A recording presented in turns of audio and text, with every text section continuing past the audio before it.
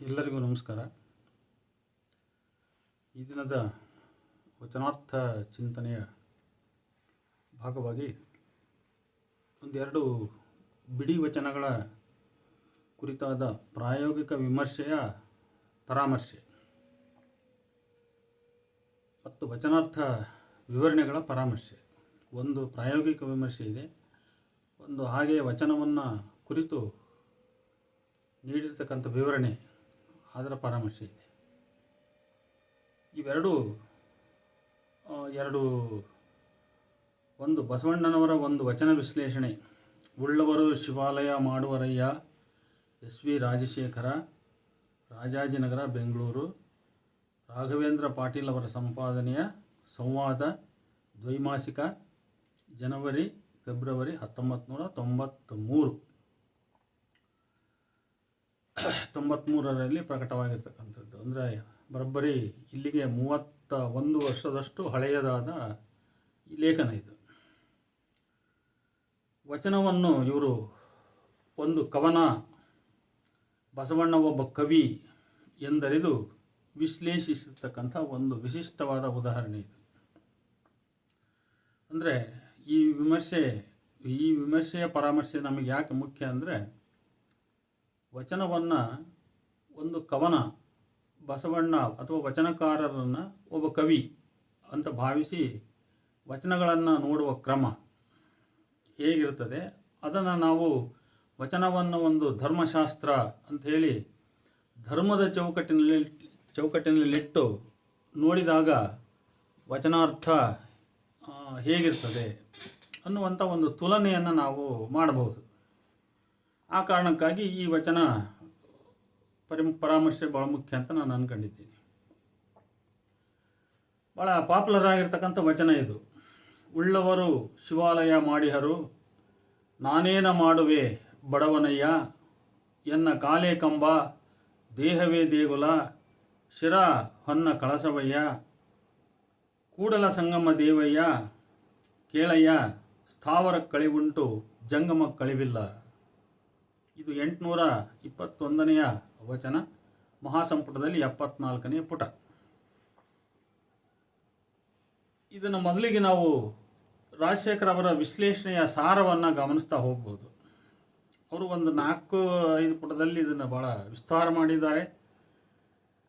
ಅದನ್ನು ಸ್ವಲ್ಪ ಸಂಕ್ಷಿಪ್ತ ಮಾಡ್ತಾ ಅವರ ವಿವರವಾದ ಎಲ್ಲದೂ ನಮಗೆ ಗೊತ್ತಾಗೋ ರೀತಿಯಲ್ಲಿ ನೋಡ್ತಾ ಹೋಗೋದು ಮೊದಲ ಒಂದು ಹಂತ. ಕವಿಯ ಅನುಭವ ಶಾಬ್ದಿಕ ಮಾಧ್ಯಮದಲ್ಲಿ ಮೂಡಿಬಂದಿದೆ ಎಂದು ವಚನಪೂರ್ವ ತಲೆಬರಹ. ಇದು ತಿಳಿಗನ್ನಡದಲ್ಲಿ ಅತ್ಯಂತ ಸುಂದರವಾಗಿ ನಿರೂಪಿತವಾಗಿರುವ ಕವನ ಅಂತ ಅವರು ಪುಟ 66ರಲ್ಲಿ ಬರೀತಾರೆ. ಇದರ ವಾಚ್ಯಾರ್ಥ ಅಕ್ಲಿಷ್ಟ ಸಂಭಾಷಣೆ ರೂಪದಲ್ಲಿದೆ. ಕವಿ ತನ್ನ ಒಳಹೊರಗನ್ನು ಶೋಧಿಸಿಕೊಂಡು ಪಡೆದ ಅರಿವನ್ನು ತಾನು ಸಂಭಾಷಿಸುತ್ತಿರುವ ತತ್ವದೆದುರಿಗೆ ಮಂಡಿಸಿ ಕೇಳಲು ಆಗ್ರಹಿಸುತ್ತಿದ್ದಾನೆ. ಅದೇ ತತ್ವವೇ ಅವನಲ್ಲಿ ಉಂಟಾಗಿರುವ ಅರಿವಿನ ಕೇಂದ್ರ ಮತ್ತು ಅಂಥ ಅರಿವನ್ನು ಅವನಲ್ಲಿ ಪ್ರಚೋದಿಸಿದ ತತ್ವವೂ ಆಗಿದೆ.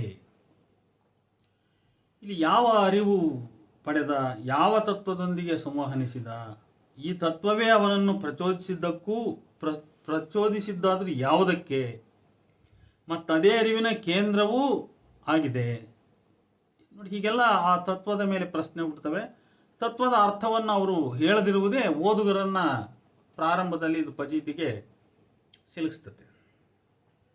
ಅವರ ವಿಶ್ಲೇಷಣೆಯ ಭಾಗದ ಮುಖ್ಯಾಂಶಗಳು: ಉಳ್ಳವರು ಬಹುವಚನ, ಇದು ಶಿವಾಲಯ ನಿರ್ಮಿಸುವ ಕ್ರಿಯೆಗೆ ಪ್ರಿಫಿಕ್ಸ್ ಆಗಿ ಬಂದಿದೆ ಅಂತ ಅವ್ರು ಹೇಳ್ತಾರೆ. ಅದು ತಪ್ಪದು, ಪ್ರಿಫಿಕ್ಸ್ ಅಲ್ಲ. ಉಳ್ಳವರು ಅನ್ನೋದು ಕರ್ತೃಪದ, ಶಿವಾಲಯ ಅನ್ನೋದು ಕರ್ಮಪದ, ಮಾಡುವರು ಅನ್ನೋದು ಕ್ರಿಯಾಪದ. ಹಾಗಾಗಿ ಕರ್ತೃ, ಕರ್ಮ, ಕ್ರಿಯೆ ಕನ್ನಡದ ವಾಕ್ಯದ ವ್ಯಾಕರಣಕ್ಕೆ ಸರಿಯಾಗಿ ಅದು ಇದೆ. ಶಿವಾಲಯವನ್ನು ಮಾಡುವ ಅಥವಾ ಕಟ್ಟುವ ಈ ಕ್ರಿಯೆ ಒಂದು ಸಾಮೂಹಿಕವಾದ ಕ್ರಿಯೆ ಎಂದು ಅವರು ವಿಶೇಷವಾಗಿ ಹೇಳ್ತಕ್ಕಂಥದ್ದು ಅನವಶ್ಯ. ಉಳ್ಳವರು ಲೌಕಿಕರು, ಶ್ರೀಮಂತರು ಎಂಬುದಕ್ಕಿಂತ ಶರಣರು, ಪುರಾತನರು, ಪ್ರಮಥರು ಎಂಬರ್ಥ ಒಳಗೊಂಡಿದೆಯೇ ಅಂತ ಅವರು ಮೊದಲು ಪ್ರಶ್ನೆ ಹಾಕ್ಕೊಂಡು ಕೇಳ್ತಾರೆ. ಆದರೆ ನನ್ನ ಉತ್ತರ ಅದಲ್ಲ ಅಂತ.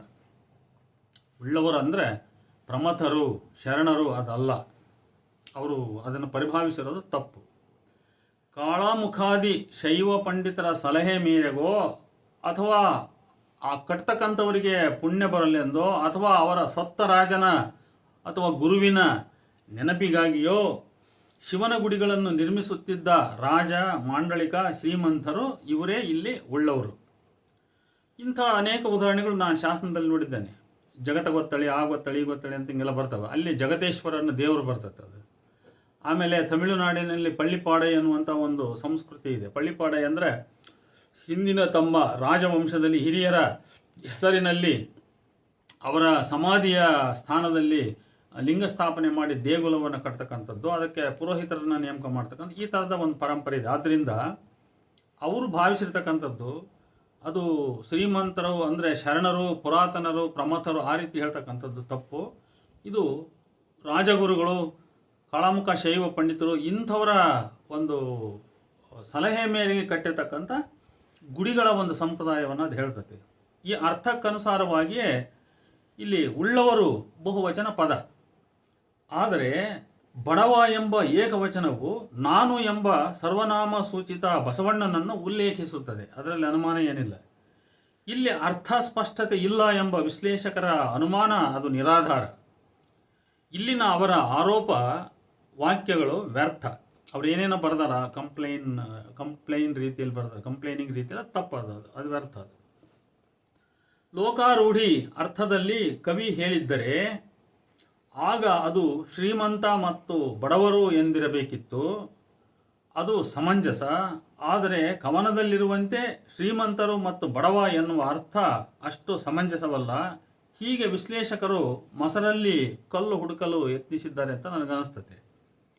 ಉಳ್ಳವರು ಬಡವ ಪದಗಳಿಗೆ ಲೌಕಿಕಾರ್ಥಕ್ಕೆ ಬದಲು ಆಧ್ಯಾತ್ಮಿಕಾರ್ಥವಿದೆ.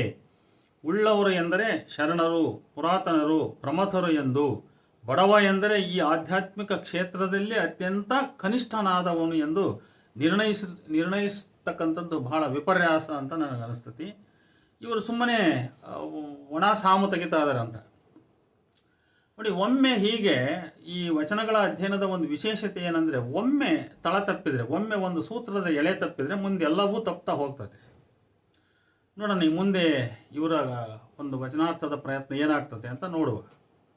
ವಿಶ್ಲೇಷಕರು ಹೇಳಿದ ಪ್ರಕಾರ ಒಂದು ಭೌತಿಕ ಶಿವಾಲಯ ನಿರ್ಮಾಣ, ಇನ್ನೊಂದು ಒಂದು ಪರಿಶುದ್ಧ ಮಾನವ ಪರಿಸರ ನಿರ್ಮಾಣ ಎಂದು ಶಿವಾಲಯ ಮಾಡುವ ಕ್ರಿಯೆಯಲ್ಲಿಯೇ ಈ ಎರಡು ಸ್ತರದ ಅರ್ಥಗಳನ್ನು ಅವರು ಕಲ್ಪಿಸಿ ಅದನ್ನು ಶೋಧಿಸ ಬಯಸಿ ವಚನದ ಮೊದಲ ಸಾಲಿನಲ್ಲಿ ಕಾಲ ಚಲನಶೀಲವಾಗಿರುವುದು ಥಟ್ಟನೆ ಗೋಚರವಾಗುತ್ತದೆ ಅಂತ ಹೇಳ್ತಾರೆ. ಈ ಮಾತು ನಮಗೆ ಚಕಿತಗೊಳಿಸ್ತದೆ. ಯಾಕಂದರೆ ಉಳ್ಳವರು ಶಿವಾಲಯ ಮಾಡುವರೆಯ ಅನ್ನೋ ಮೊದಲ ಸಾಲಿನಲ್ಲಿ ಕಾಲ ಚಲನಶೀಲವಾಗಿರುವುದು ಥಟ್ಟನೆ ಗೋಚರಿಸುತ್ತದೆ.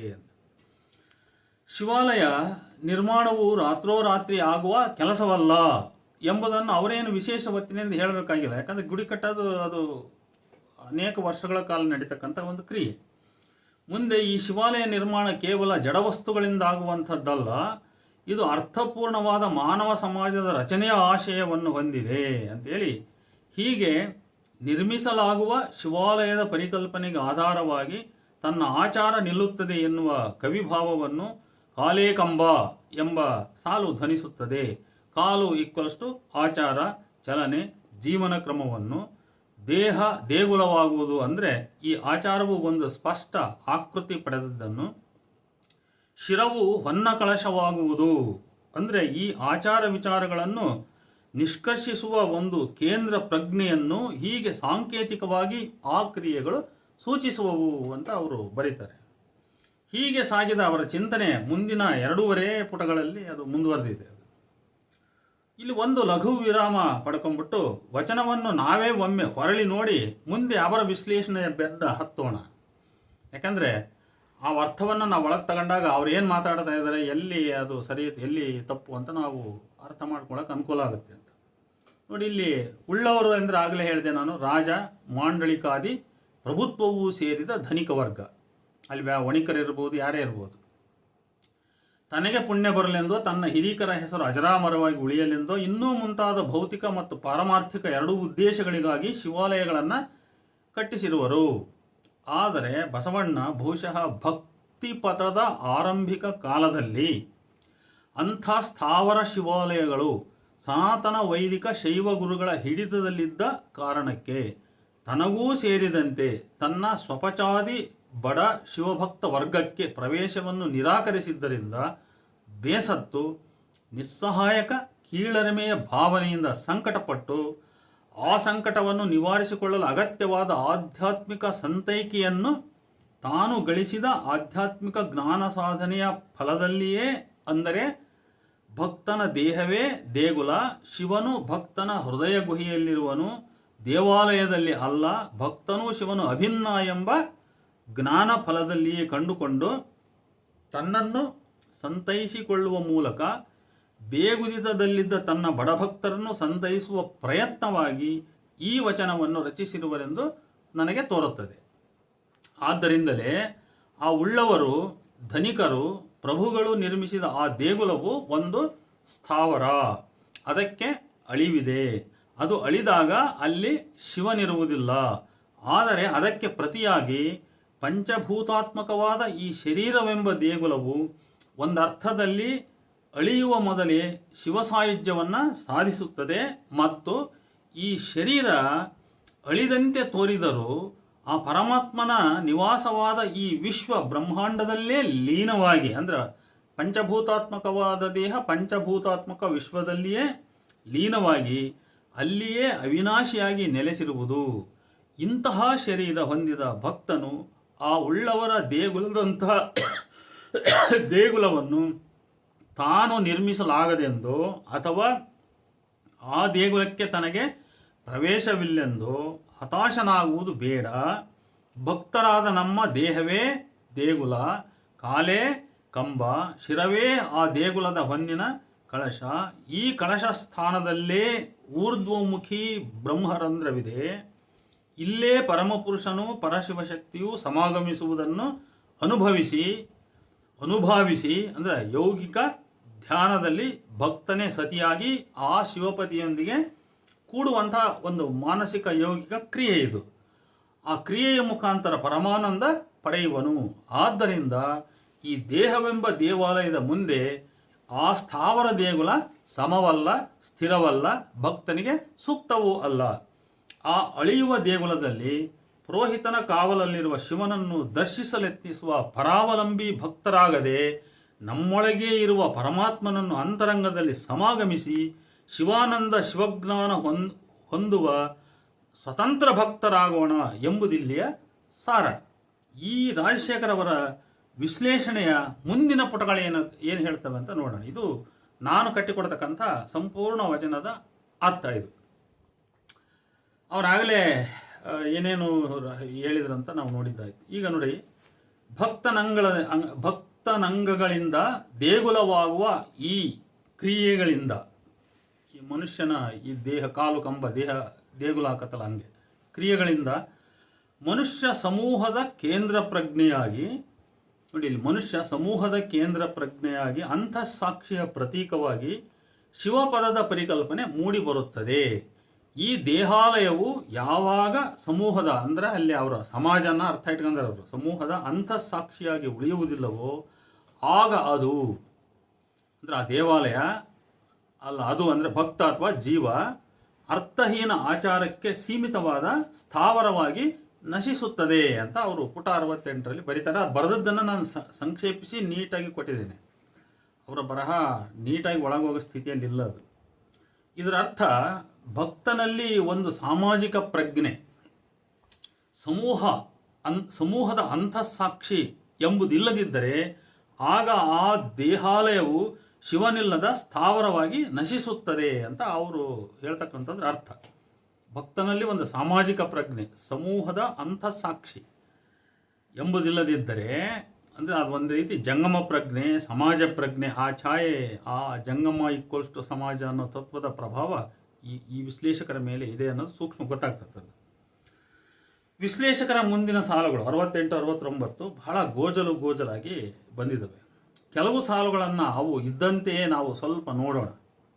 ಶಿವಾಲಯದ ಪರಿಕಲ್ಪನೆ ಸ್ಥಾವರತ್ವದ ನೆಲೆಯಲ್ಲಿ ಶಿವಾಲಯ ಸ್ಥಾವರವಾದಾಗ ಶರಣನಾದವನು ಆ ತತ್ವವನ್ನು ಪುನಃ ತನ್ನಲ್ಲಿ ಆವಾಹಿಸಿಕೊಳ್ಳುತ್ತಾನೆ, ತಾನೇ ಆ ತತ್ವದ ಕೇಂದ್ರವಾಗಿ ಬಿಡುತ್ತಾನೆ.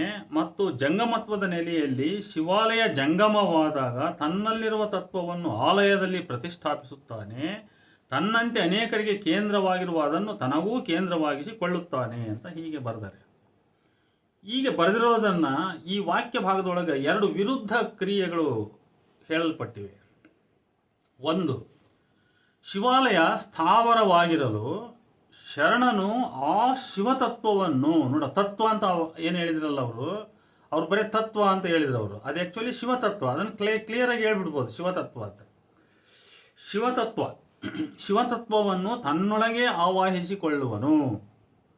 ಆ ಶಿವತತ್ವದ ಕೇಂದ್ರ ಈಗ ಅವನೇ. ಯಾಕಂದರೆ ತನ್ನೊಳಗೆ ಅದು ಶಿವ ಬಂದ ಮೇಲೆ ಆ ಶಿವತತ್ವದ ಕೇಂದ್ರ ಆ ಭಕ್ತನೇ ಆದ.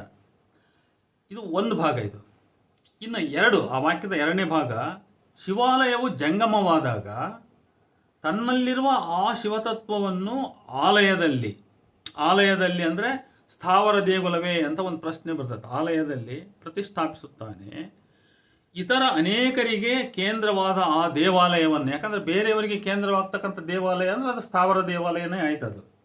ದೇವಾಲಯವನ್ನು ತನಗೂ ಕೇಂದ್ರವಾಗಿಸಿಕೊಳ್ಳುವನು. ಇಷ್ಟು ಅರ್ಥ.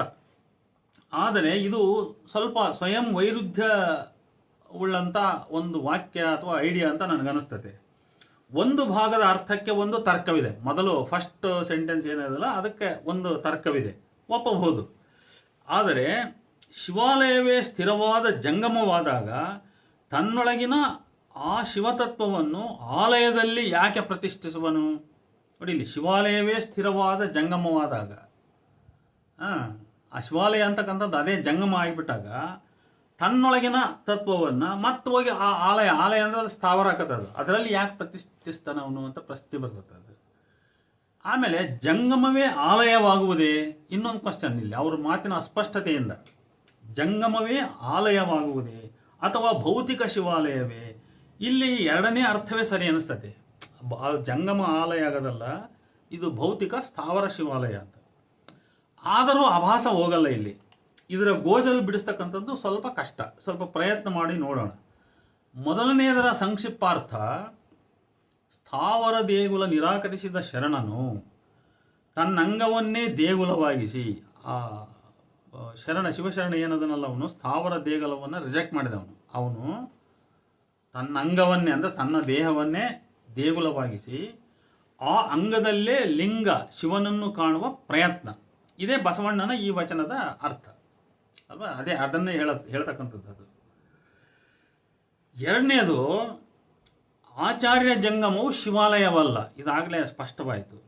ಒಂದು ವೇಳೆ ಹಾಗೆ ಭಾವಿಸಿದರೂ ಭಕ್ತನು ತನ್ನೊಳಗಿನ ಶಿವತತ್ವವನ್ನು ಆ ಜಂಗಮಾಚಾರ್ಯನೊಳಗೆ ಪ್ರತಿಷ್ಠಿಸುವ ಪ್ರಸಂಗ ಹುಟ್ಟಲ್ಲ. ಮತ್ತೆ ನಾವು ಒಂದು ವೇಳೆ ಆಚಾರ್ಯ ಜಂಗಮನನ್ನು ನಾವು ಇಲ್ಲಿ ಶಿವಾಲಯ ಅಂತ ನಾವು ಭಾವಿಸಿದರೆ ಅವನೊಳಗೋಗಿ ತನ್ನೊಳಗಿರುವ ಶಿವತತ್ವವನ್ನು ಪ್ರತಿಷ್ಠಿಸ್ತಕ್ಕಂಥ ಪ್ರಸಂಗ ಇಲ್ಲಿ ಬರಲ್ಲ. ಹಂಗೆ ಭಾವಿಸಿದ್ರೆ ಅದು ಆಭಾಸ ಆಗ್ತದೆ. ಅದು ಕಾರಣ ಆ ಜಂಗಮನೇ ಸಾಕ್ಷಾತ್ ಶಿವ.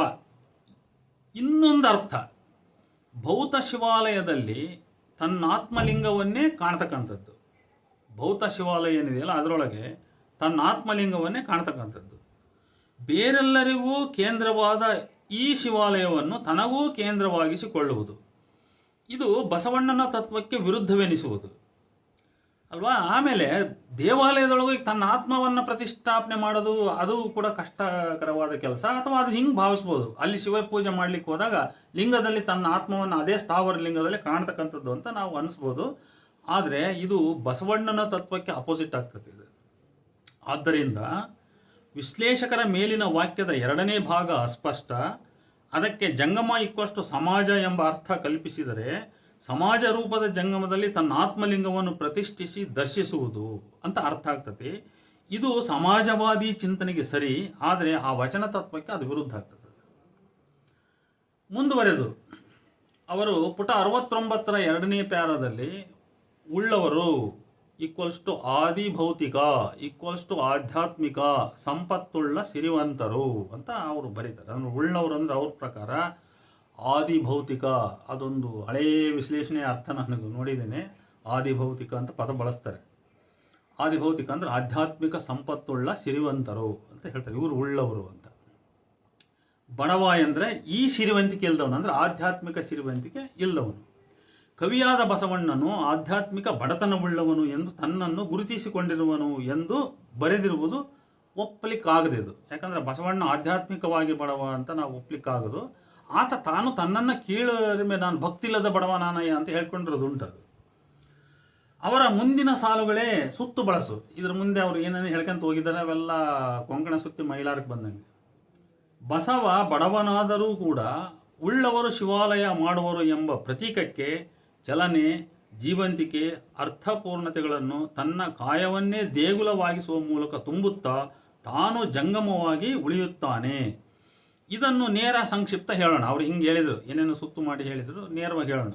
ಸ್ಥಾವರಕ್ಕೆ ಪ್ರತಿಯಾಗಿ ತನ್ನಂಗಕ್ಕೆ ಲಿಂಗಗುಣ ನೀಡಿ ಶಿವ ನೆಲೆಸಿರ್ಪ ಜಂಗಮವನ್ನಾಗಿಸಿ ಬಿಡುವನು ಅಂತ ಹಿಂಗೆ ಹೇಳ್ಬಿಡ್ಬೋದು. ಅದು ಭಾಳ ಸಂಕ್ಷಿಪ್ತವಾಗಿ. ಸ್ಥಾವರಕ್ಕೆ ಪ್ರತಿಯಾಗಿ, ಸ್ಥಾವರ ದೇಗುಲ ಏನಿದೆಯಲ್ಲ ಅದಕ್ಕೆ ಪ್ರತಿಯಾಗಿ ತನ್ನ ಅಂಗಕ್ಕೆ ಲಿಂಗಗುಣವನ್ನು ನೀಡಿ ಆ ಅಂಗವನ್ನು ಶಿವನು ನೆಲೆಸಿರ್ಪ ಜಂಗಮವನ್ನಾಗಿ ಮಾಡಿಬಿಡ್ತಕ್ಕಂಥ ಕ್ರಿಯೆ ಅಂತ ಭಾಳ ನೀಟಾಗಿ ಹೇಳ್ಬಿಡ್ಬೋದು.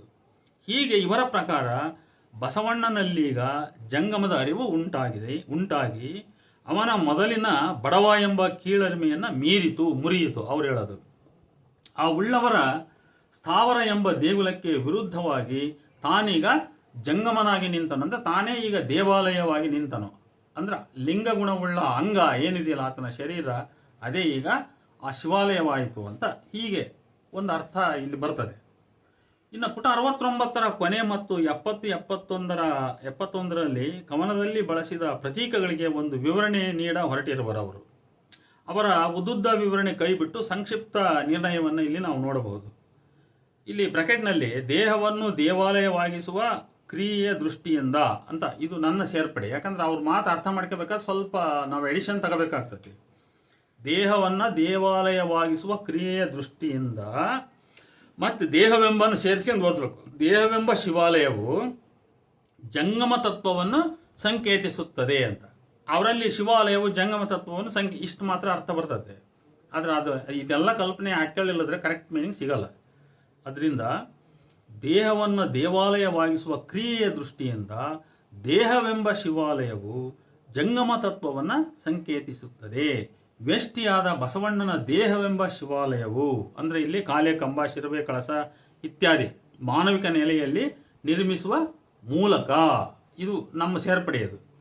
ಸಮಷ್ಟಿ ಕ್ರಿಯಾ ಪ್ರತೀಕವಾಗಿ ಎಲ್ಲ ಬಡಭಕ್ತರ ದೇಹಗಳು ದೇಗುಲವಾಗುವ, ಸ್ಥಿರವಾದ ಜಂಗಮವಾಗುವ ಕ್ರಿಯೆ ಅನ್ನೋದು ಸೂಚಿಸ್ತದೆ ಅಂತ. ಅಂದ್ರೆ ಆ ದೇಗುಲವಾಗುವ ಕ್ರಿಯೆ ಏನಿದೆಯಲ್ಲ ಅದು ಎಲ್ಲ ಬಡಭಕ್ತರ ದೇಹಗಳು ದೇಗುಲಗಳಾಗುವ, ಸ್ಥಿರವಾದ ಜಂಗಮವಾಗುವ ಕ್ರಿಯೆಯನ್ನದು ಸೂಚಿಸುತ್ತದೆ.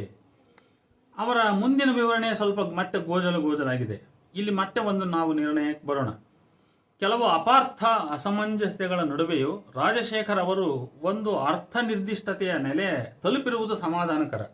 ಸ್ವಲ್ಪ ಸುತ್ತು ಬಳಸು ಕೊಂಕಣ ಮೈಲಾರಕ್ಕೆ ಹೋದಂಗಲ್ಲ ಆದರೂ ಕೂಡ ಅವ್ರ ಕೊನೆಗೆ ಒಂದು ಸರಿಯಾದ ನಿರ್ಣಯವನ್ನು ಸೂಕ್ಷ್ಮವಾಗಿ ಕೊಟ್ಟಿರ್ತಕ್ಕಂಥದ್ದು ಸಮಾಧಾನಕರ. ಆದರೆ ಅವರು ವಚನವನ್ನು ಕವನ ಎಂದು ಭಾವಿಸಿರುವುದು ಸರಿಯಲ್ಲ. ಅಲ್ಲದೆ ಅಷ್ಟೊಂದು ಪದ ಬಳಕೆ ಅವಶ್ಯಕತೆ ಇರಲಿಲ್ಲ. ಅವರು ವಿವರಿಸಿರ್ತಕ್ಕಂಥ, ಚರ್ಚೆ ಮಾಡಿರ್ತಕ್ಕಂಥ ಸುತ್ತು ಬಳಸು ಮಾರ್ಗ. ಸಂಕ್ಷಿಪ್ತವಾಗಿ, ಭೌತ ದೇಗುಲ ಸ್ಥಾವರ, ಅದು ಉಳ್ಳವರ ಸ್ವತ್ತು, ಅದಕ್ಕೆ ಅಳಿವಿದೆ. ಅದಕ್ಕೆ ವಿರುದ್ಧವಾಗಿ ಜಂಗಮಾತ್ಮಕವಾದ ಈ ನಮ್ಮ ಶರೀರವನ್ನೇ ದೇವಾಲಯವೆಂದು ಪರಿಭಾವಿಸುವುದು ಸರ್ವಭಕ್ತ ದೃಷ್ಟಿಯಿಂದಲೂ ಸರಿಯೇ. ಇದರಿಂದಾಗುವ ಪ್ರಯೋಜನಗಳು ಅನಂತ. ಇಷ್ಟು ಹೇಳಿದ ಮೇಲೂ ಈ ವಿನಾಶಿ ದೇಹವು ಶಿವನ ನೆಲೆಯಾದ ಈ ವಿಶ್ವದ ಅನುರೂಪವಾಗಿ ಅದರ ಗುಣ ಹೊಂದಿ ಕೊನೆಯಲ್ಲಿ ಆ ವಿಶ್ವದ ಭಾಗವೇ ಆಗುವ ಕಾರಣದಿಂದ ಮಾತ್ರ ಇದಕ್ಕೆ ಜಂಗಮದ ಗುಣ ಪ್ರಾಪ್ತವಾಗಿ ಆ ವಿಶ್ವವೂ ಈ ದೇಹವು ಅಭಿನ್ನವಾಗಿ ಶಿವನ ರೂಪ, ಶಿವನ ನೆಲೆಯಾದ ಜಂಗಮವಾಗುತ್ತದೆ. ಇಂತಹ ಜಂಗಮಾತ್ಮಕ ಶಿವಾಲಯವನ್ನು ಭಕ್ತನು ಹೊಂದಿರಲು ಆ ಸ್ಥಾವರ ಶಿವಾಲಯವೇಕೆ? ಈ ಆಲೋಚನೆಯ ಹುಟ್ಟಿನ ಮೂಲವಿರುವುದೇ ಆತ್ಮ ಪರಮಾತ್ಮ ಅಭಿನ್ನ, ಪರಮಾತ್ಮನ ನೆಲೆಗಳಾದ ವಿಶ್ವದೇಹ ಅಭಿನ್ನ ಎಂಬ ತಾತ್ವಿಕ ಜಿಜ್ಞಾಸೆಯಲ್ಲಿ. ಬಸವಣ್ಣ ಈ ಉಳ್ಳವರು ಶಿವಾಲಯ ಮಾಡುವರೆಲ್ಲ ಮಾಡುವ ಉಳ್ಳವರು ಶಿವಾಲಯ ಮಾಡುವರು ನಾನೇಕೆ ಮಾಡಲಿ ನಾ ಹೇಗೆ ಮಾಡಲಿ ಬಡವನಯ್ಯ ಅಂತ ಈ ವಚನ ಏನಿದೆ, ಕಾಲೇ ಕಂಬ ದೇಹವೇ ದೇಗುಲ ಅಂತ. ಈ ದೇಹವೇ ದೇಗುಲ ಎನ್ನುವ ತತ್ವದ ಮೂಲ ಇರುವುದು ಎಲ್ಲಿ ಅಂತ ಹೇಳಿದರೆ, ಆತ್ಮ ಪರಮಾತ್ಮ ಅಭಿನ್ನ, ಪರಮಾತ್ಮನ ನೆಲೆಗಳಾದ ಈ ವಿಶ್ವ ಮತ್ತು ದೇಹ ಇವೆರಡೂ ಕೂಡ ಅಭಿನ್ನ. ಯಾಕಂದರೆ ಬಾಡಿ ಈಸ್ ದಿ ಅಥವಾ human being is the microcosm of universe ಅಂತ ಒಂದು ತಾಂತ್ರಿಕರ ಕಾನ್ಸೆಪ್ಟೇ ಇದೆ. ಆ ಕಾನ್ಸೆಪ್ಟು ಅದು ತನ್ನ ಗಟ್ಟಿ ಸತ್ವವನ್ನು ಎಲ್ಲ ಕಡೆ ಅದು ಉಳಿಸಿಕೊಳ್ತೈತೆ. ಅದು ನಿಜ. ಅದು ಅಂದರೆ ಈ ಮಾನವ ದೇಹ ವಿಶ್ವದ ಅಣುರೂಪ ಅಂತ. ಹಾಗಾಗಿ ಇದು ಕಣರೂಪ ಅಣುರೂಪ, ಅದು ದೊಡ್ಡದು, ಇದು ಮೈಕ್ರೋ, ಅದು ಮ್ಯಾಕ್ರೋ. ಆದರೆ ಇವೆರಡರೊಳಗೆ ಸಾರಭೂತವಾಗಿರುವ ಶಕ್ತಿ ಏನಿದೆಯಲ್ಲ ಅದು ಶಿವ ಅಂತ. ಹಾಗಾಗಿ ಇದಕ್ಕೂ ಜಂಗಮ ರೂಪ ಇದೆ, ಅದಕ್ಕೂ ಆ ವಿಶ್ವಕ್ಕೂ ಕೂಡ ಜಂಗಮ ರೂಪವಿದೆ. ಆ ಜಂಗಮದೊಳಗೆ, ಆ ಜಂಗಮ ರೂಪದಲ್ಲಿ, ಆ ಬಯಲಲ್ಲಿ, ಆ ಶೂನ್ಯದಲ್ಲಿ ಶಿವ ಅಡಗಿದ್ದಾನೆ ಅಂತ. ಹೀಗೆ ನಾವು ಇಂಥ ಒಂದು ಜಿಜ್ಞಾಸೆಯ ಹಿನ್ನೆಲೆಯಲ್ಲಿ ಆ ವಚನವನ್ನು ನಾವು ನೋಡಬಹುದು. ಅವರು ಏನು ಸುತ್ತು ಬಳಸು ಮಾಡಿದ್ದಾರೆ ಅದೆಲ್ಲ ಸುಮ್ಮನೆ ಪದ ವೇಸ್ಟ್ ಅಂತ ನಾನು ಅಂದ್ಕೊಂಡಿದ್ದೀನಿ. ಇನ್ನೊಂದು ಒಂದು ಚರ್ಚೆ ನಾವು ನೋಡ್ಬೋದು. ಇದು ವಚನ ತರಂಗ, ಬಿ ಮಹದೇವಪ್ಪ ಕಲಬುರ್ಗಿ ಅಂತ ಅವರು ಲೇಖಕರು. ಇದು ಬಸವಪಥ ಆಗಸ್ಟ್ 2004 ಪತ್ರಿಕೆಯಲ್ಲಿ ಬಂದಂಥ ಒಂದು ಕಿರು ಲೇಖನ, ಒಂದು 4 ಪುಟದ ಒಂದು ಲೇಖನ.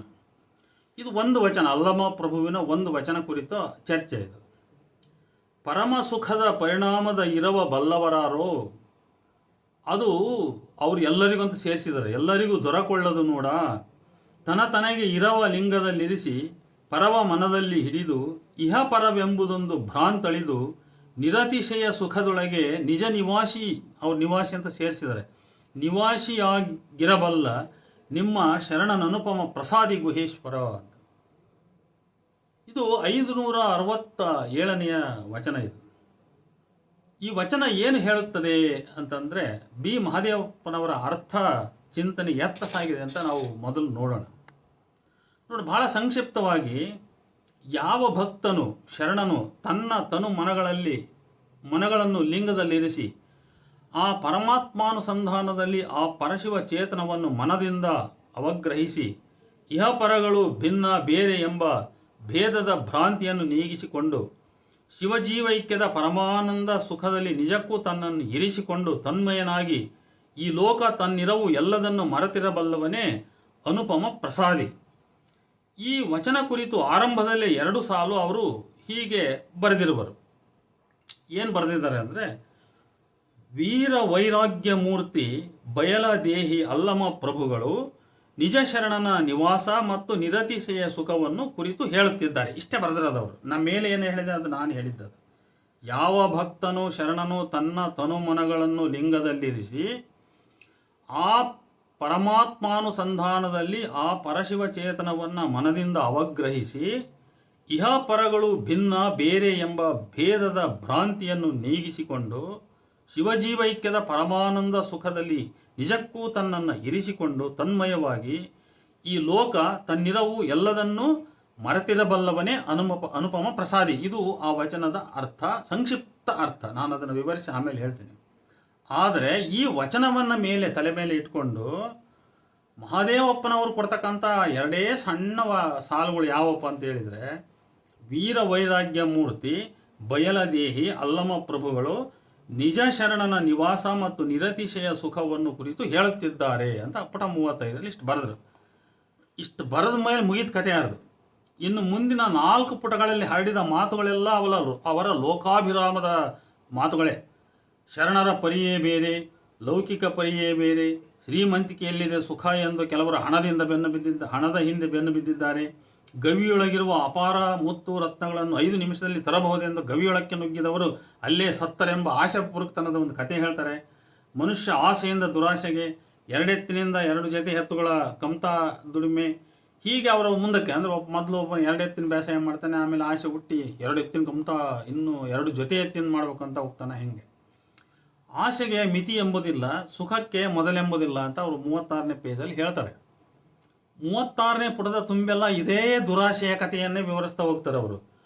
ಆಮೇಲೆ ಈ ದುರಾಶೆ ವಿದ್ಯಾ ಸಂಪಾದನೆಯಲ್ಲಿಯೂ ಕೂಡ ಇದೆ. ಅವರು ದೊಡ್ಡ ದೊಡ್ಡದು ಓದ್ಬೇಕಂತಾರೆ, ಮತ್ತು ಮೇಲೆ ದೊಡ್ಡ ದೊಡ್ಡ ಜಾಬ್ಗೆ ಹೋಗ್ಬೇಕಂತಾರೆ. ಹೀಗೆ ಕೀರ್ತಿ ಕಾಮನೆ ಕೂಡ ಇಂಥ ಪ್ರಲೋಭವೇ ಅಂತ ಅವ್ರು ಹೇಳ್ತಾರೆ 37ನೇ ಪುಟದಲ್ಲಿ.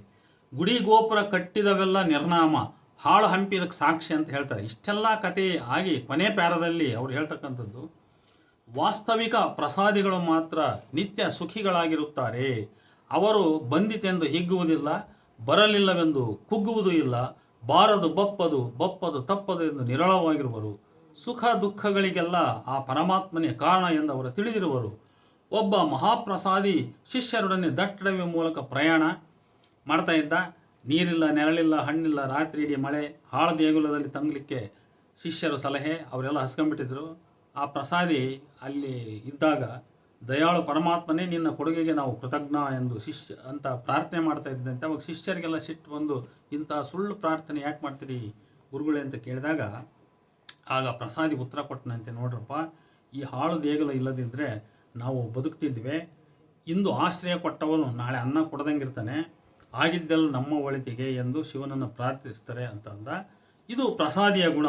ಇಷ್ಟು ಹೇಳಿಬಿಟ್ಟು ಲೇಖಕರ ಲೋಕಾಭಿರಾಮದ ಭಾಷಣ ಮುಗಿದೋಯ್ತು. ಆದರೆ ವಚನಾರ್ಥ ಎಲ್ಲಿ ಹೋಯಿತು ಅಂತ ಪ್ರಶ್ನೆ ಇಲ್ಲಿ ನೋಡಿ. ವಚನ ಹೇಳಿದರು, ಲೋಕಾಭಿರಾಮದ ಭಾಷಣ ಹೊಡೆದ್ರು, ವಚನದ ಅರ್ಥ ಎಲ್ಲಿ ಹೋಯಿತು? ಸಂಪಾದಕರು ಮತ್ತು ಈ ಥರದ ಲೇಖನಗಳನ್ನು ಹೇಗೆ ಪ್ರಕಟಿಸಿದರು ಅನ್ನೋದು ಕೂಡ ಪ್ರಶ್ನೆ ಹುಟ್ಟುತ್ತೆ ಇಲ್ಲಿ. ಈಗ ನೋಡೋಣ, ವಚನಾರ್ಥವನ್ನು ನಾನೇ ತಮಗೆ ಕಂಡರಿಸುವ ಒಂದು ಪ್ರಯತ್ನವನ್ನು ಮಾಡ್ತೀನಿ ಸಣ್ಣದಾಗಿ. ಅದೇನು ಭಾಳ ದೊಡ್ಡ ಅರ್ಥ ಏನಿಲ್ಲ. ಅದು ಪರಮ ಸುಖ ಎಂದರೆ ಶಿವಜೀವೈಕ್ಯದ ಸುಖ. ಇದರ ಪರಿಣಾಮ ಎಂದರೆ ತೃಪ್ತಿ, ಆನಂದ. ಇದರ ಇರವನ್ನು ಬಲ್ಲವರು ಯಾರು ಎಂದು ಪ್ರಶ್ನಿಸಿದ ಅಲ್ಲಮ, ಈ ಪರಮಾನಂದವು ಎಲ್ಲರಿಗೂ ಪ್ರಾಪ್ತವಾಗದು, ನಿಲುಕದು ಎಂದು ಹೇಳುವನು. ತನತನಗೇ ಇರವ ಅಂದರೆ ತನ್ನ ಸ್ವಯಂ ಇರವನ್ನು, ತನ್ನ ದೇಹ ಮನಗಳೆರಡನ್ನೂ ಆ ಲಿಂಗ ಧ್ಯಾನದಲ್ಲಿ ಇರಿಸಿ ಆ ಪರಶಿವ ಚೇತನವನ್ನು ಮನದಿಂದ ಅವಗ್ರಹಿಸಿ ಇಹವೇ ಬೇರೆ ಪರವೇ ಬೇರೆ ಎಂಬ ಭೇದ ಜ್ಞಾನ ಭ್ರಾಂತಿಯನ್ನು ನೀಗಿಸಿಕೊಂಡು, ಅಂದರೆ ಈ ದ್ವೈತ ಜ್ಞಾನವನ್ನು ನೀಗಿಸಿಕೊಂಡು ಆ ಪರಮಾತ್ಮನ ಸಂಘದಿಂದ ದೊರಕುವ ನಿರತಿಶಯ ಸುಖದೊಳಗೆ ನಿಜವಾಗಿ ತನ್ನನ್ನು ನೆಲೆಗೊಳಿಸಿಕೊಳ್ಳಬಲ್ಲ ಶಿವಭಕ್ತ ಶರಣನು ಅನುಪಮ ಪ್ರಸಾದಿ ಎಂಬ ವ್ಯಾಖ್ಯಾನ ನೀಡುವನು ಅಲ್ಲಮಪ್ರಭು. ಇದು ಅಂದರೆ ಯಾರು ನಿಜವಾದ ಪ್ರಸಾದಿ ಅಂದರೆ ತನ್ನ ಸ್ವಯಂ ಇರವನ್ನೇ ಆ ಲಿಂಗದ ಧ್ಯಾನದಲ್ಲಿ ಇರಿಸಿಕೊಂಡ್ಬಿಟ್ಟು ಅವನು ನಾನು ಅಭಿನ್ನ ಅನ್ನುವಂಥ ಒಂದು ಅದ್ವೈತ ಜ್ಞಾನದಿಂದ ಆ ಪರಮ ಸುಖಾನಂದವನ್ನು ಯಾರು ಅನುಭವಿಸ್ತಾನಲ್ಲ, ಅಂದರೆ ಅವನು ಇಡೀ ಲೋಕವನ್ನೆಲ್ಲ ಮರೆತು ಬಿಡಬೇಕು. ಅಲ್ಲಿ ಒಂದು ರೀತಿಯ ಯೌಗಿಕಾನುಸಂಧಾನ ಇರಬೇಕು. ಅದು ಅಂಥವನು ನಿಜವಾದ ಪ್ರಸಾದಿ ಅನ್ನೋ ಅರ್ಥ ಈ ವಚನದಲ್ಲಿದ್ದರೆ. ಮಹಾದೇವಪ್ಪನವರು ಲೋಕಾಭಿರಾಮದ ಮಾತು, ಆಸೆ ದುರಾಸೆ ಇತ್ಯಾದಿ ಹೇಳಿ ಎಲ್ಲಾದರೂ ಒಂದು ಸಣ್ಣ ಇಂಥ ಕಡೆಯ ಪಕ್ಷ ಜನರು ಇಂಥ ಪ್ರಾಪಂಚಿಕತೆಯಿಂದ ತಾವು ತಮ್ಮನ್ನು ಬಿಡುಗಡೆಗೊಳಿಸಿಕೊಳ್ಳಬೇಕಾದರೆ ಈ ರೀತಿಯ ಒಂದು ಪರಮಾತ್ಮನ ಅನುಸಂಧಾನ ಬೇಕು. ಇಂಥ ಏನಾದರೂ ಕೆಲವು ಮಾತುಗಳನ್ನು ನೀತಿ ತತ್ವವಾಗಿ ಹೇಳಿದ್ದಾರೆ, ಅದಕ್ಕೋಸ್ಕರ ಈ ವಚನವನ್ನು ಪರೋಕ್ಷ ಬಳಸ್ಕೊಂಡಿದ್ದಾರೆ ಅಂತನಾದರೂ ಒಪ್ಪಬಹುದು. ಆದರೆ ಇಂಥದ್ದು ಯಾವುದೂ ಇಲ್ಲದಂಥ ಒಂದು ಸುಮ್ಮನೆ ಬೊಗಳೆಯ